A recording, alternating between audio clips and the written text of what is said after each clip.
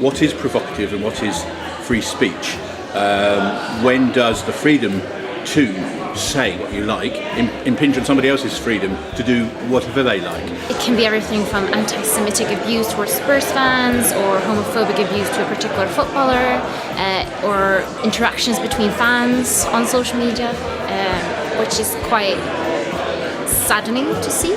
And it's something we try to work against, because really football should be about inclusion and everyone to feel welcomed. If you have suffered or experienced some kind of hate incident or hate crime, we're a service here that offer a 24-hour support service. As part of the Youth Safety Committee, we go on educating our students about social media and about some of the good effects that comes about it and some of the negative effects, and how the students can protect themselves online.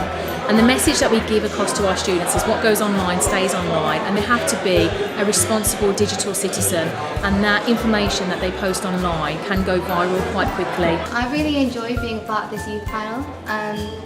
Through my research I've learned so much more about social media, and I think me personally I've learned how to be safer online.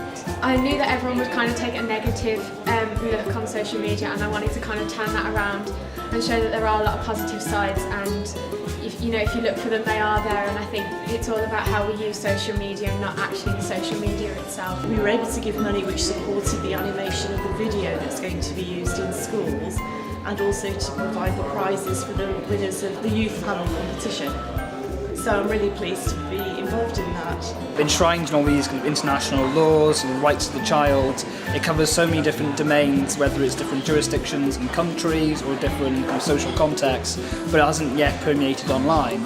The internet does treat everyone totally equally, which doesn't really make up for existing power imbalances.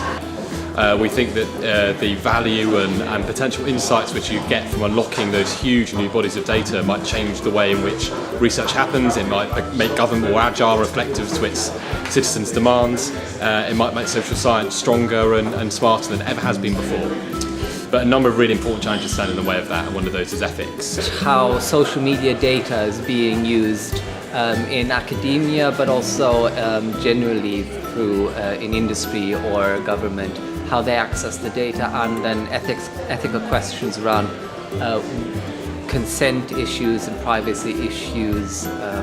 When are people potentially, might they be shocked by the way that the data is being used? The solutions will only be got by a community of social media researchers getting together and together forming all the research and put together all the ideas that we need in order to, as a whole community really, move forwards and establish a series of clear principles and ethical guidelines.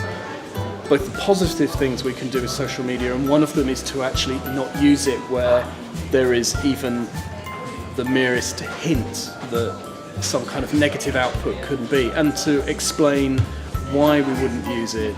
The solution seems to me to be in the education of the user, the real person, from childhood up.